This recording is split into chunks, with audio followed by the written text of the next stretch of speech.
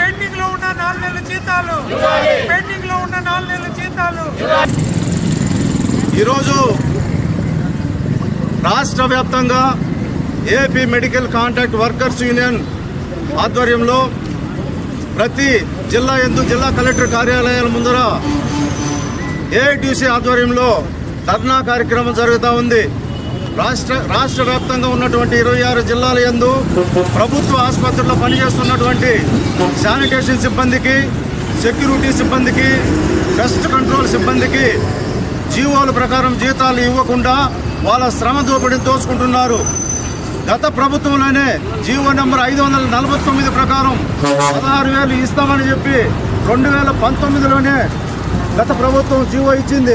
అయినా ఆ జీవో ఎక్కడ ఏ హాస్పిటల్లో కానీ నోచుకున్న పాపాన పోలేదు.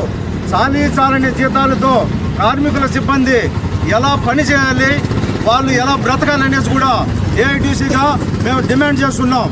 అదేవిధంగా కూటమి ప్రభుత్వం వచ్చిన తర్వాత కూడా జీవో నెంబర్ 138ని అమలు చేస్తూ కొత్త కాంట్రాక్టర్ ఏదైతే ఉందో ఆ కాంట్రాక్టర్ అగ్రిమెంట్లో 18,600 ఇస్తామనేసి